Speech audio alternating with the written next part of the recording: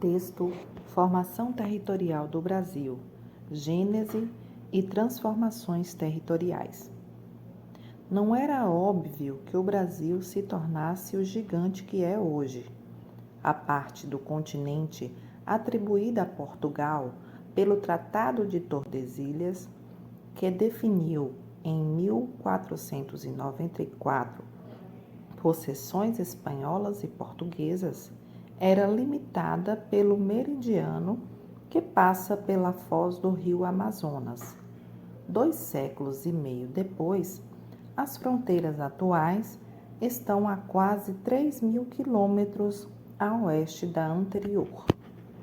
A construção de um arquipélago continental.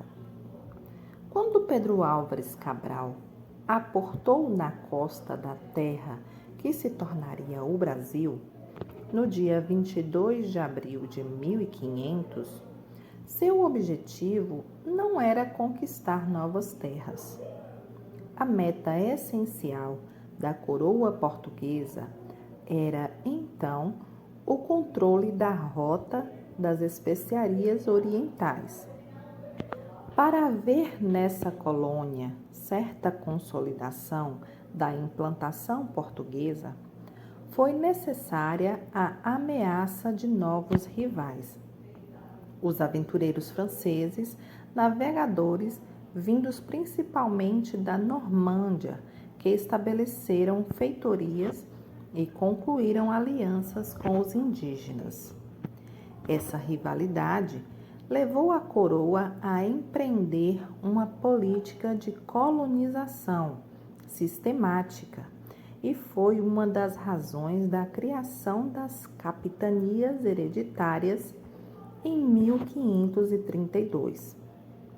Atribuindo a nobres portugueses vastas porções da nova colônia, o rei esperava que pudessem confirmar até 1559 a sua soberania, cujo alcance era limitado sobre alguns pontos de povoamento costeiro, entre Itamaracá, ao norte da atual cidade de Recife, e São Vicente, São Paulo.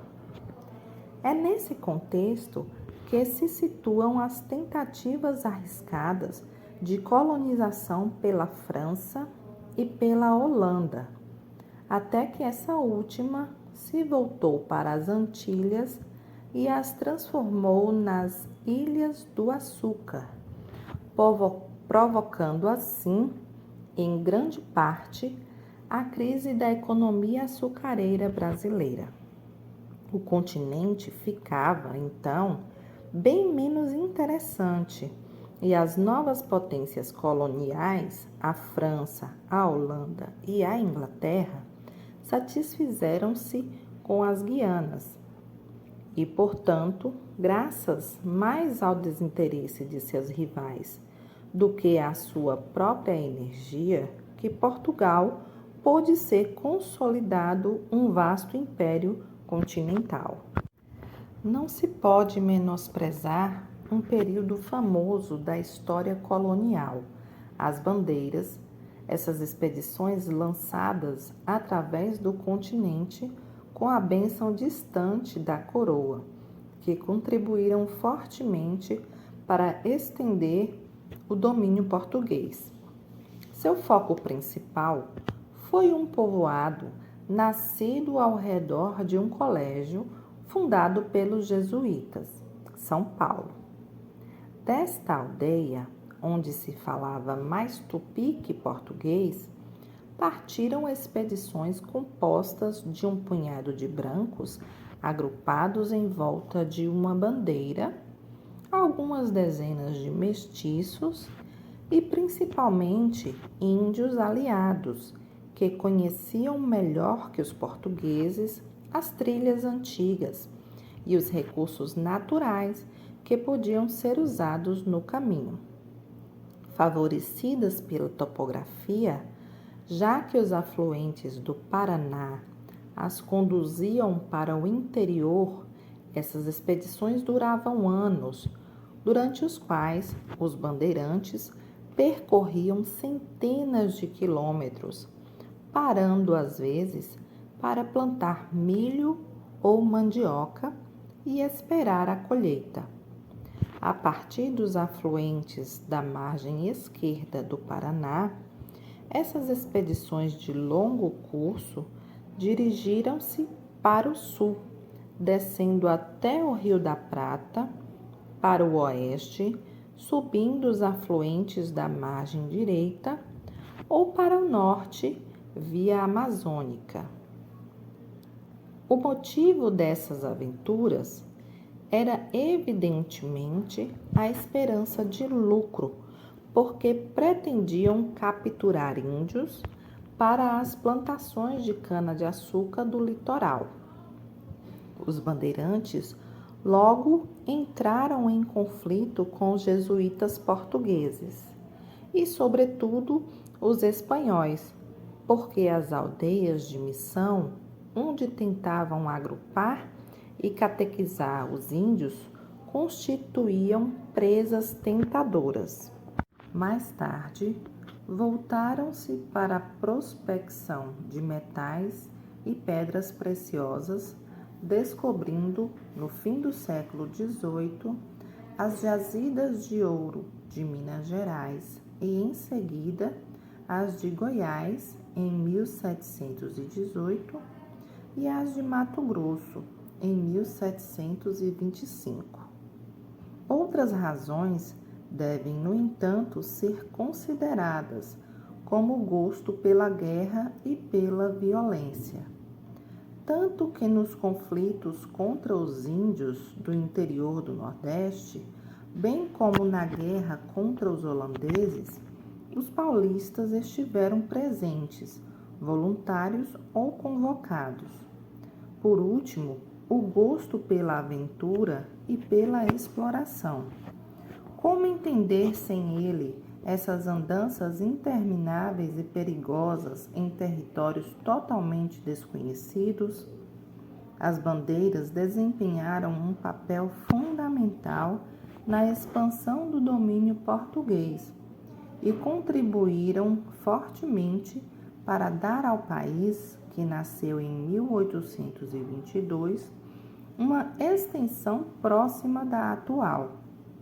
Sem elas, os sucessos dos diplomatas portugueses, que obtiveram o reconhecimento de jure et factor da ocupação, obviamente não teriam sido possíveis. A batalha, no entanto, ainda não estava totalmente ganha, pois esse país imenso continuava a ser frágil e corria riscos caso a autoridade real enfraquecesse. Napoleão I foi um dos artesãos involuntários da unidade brasileira no momento em que o Império Espanhol se desagregava. A decisão tomada pela corte portuguesa de refugiar-se no Brasil para fugir da ameaça dos exércitos napoleônicos é uma das grandes bifurcações entre o destino do Brasil e o da América Latina. Naquele mesmo momento, o rei da Espanha escolhia permanecer, o que contribuiu para a divisão do seu império. Se Dom João VI tivesse decidido diferentemente, pode-se imaginar, dada a diversidade natural do território brasileiro e a grande variedade das células econômicas criadas entre 1500 e 1808, que este espaço poderia ter dado origem a uma série de países lusófonos, de dimensão e originalidade largamente comparáveis às antigas subdivisões do Império Espanhol. Em Salvador e no Recife, nas cidades de Minas Gerais, do Rio de Janeiro, de São Paulo, grupos estavam prontos para fazer como fizeram os seus semelhantes de Lima da cidade do México, de Quito ou de Bogotá. No entanto, o poder imperial instituído possuía poder diplomático, diferente frente à Inglaterra e poder militar frente aos movimentos separatistas e abolicionistas que eclodiram para manter por mais tempo na unidade deste novo país a escravidão. A solda escravista interessava as oligarquias regionais, que sozinhas e na formação de novos países, possivelmente republicanos, não conseguiram manter a lucrativa e repugnante prática de escravizar pessoas. O Brasil, que nasceu com a independência, proclamada no dia 7 de setembro de 1822, tinha tudo para surpreender um observador externo. De fato, viajantes estrangeiros expressaram sua admiração em relação a esse paradoxo.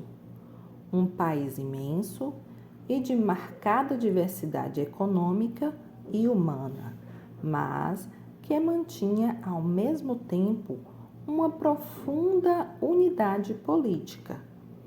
Porém, apesar dessa unidade, e por mais maciço e imenso que seja, o Brasil tem funcionado há muito tempo e ainda funciona sob vários aspectos como um arquipélago.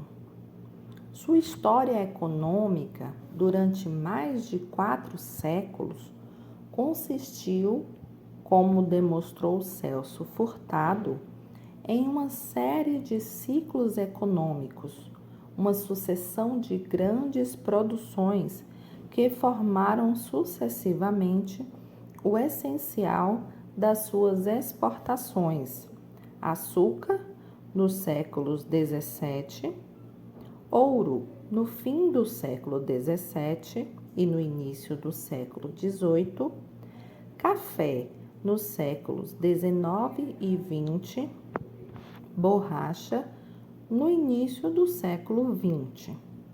Deve-se a essa sucessão de especulações a formação do arquipélago brasileiro, porque cada uma delas afetou uma região diferente do país. O açúcar no Nordeste, o ouro em Minas Gerais, o café no Sudeste, a borracha na Amazônia. Cada uma imprimiu sua marca, permitindo o povoamento de regiões até então quase vazias, dando um estilo às relações sociais e à organização do espaço dessas regiões. As consequências da formação por ciclos não terminam nesta heterogeneidade, mas implicam determinado funcionamento do conjunto do território nacional.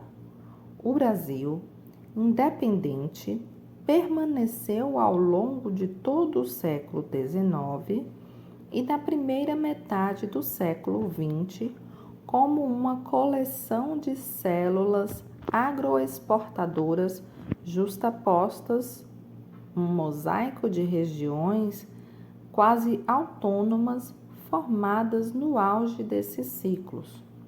Cada célula centrada na produção de um tipo de exportação, drenado por uma rede de vias de transporte para um porto marítimo, era por sua vez constituída de células produtivas menores formadas por grandes fazendas ou plantações. Pode-se falar literalmente de uma economia de arquipélago brasileira, pois essas células comunicavam-se apenas por cabotagem ao longo do litoral. O fato foi provado quando o Brasil entrou ao lado dos aliados na Segunda Guerra Mundial. Alguns submarinos alemães foram suficientes para cortar qualquer relação entre Rio de Janeiro e Salvador, e, por conseguinte, entre o norte e sul do país, já que não existia nenhuma rota interna, à exceção da precária via navegável do São Francisco. A história da formação do território não se reduz, no entanto, a esses ciclos. Entendê-la pressupõe levar igualmente em conta diversos outros fatores, como o dinamismo dos bandeirantes, os esforços dos missionários, a paciente expansão dos pecuaristas e a tenaz vontade política e administrativa da coroa portuguesa.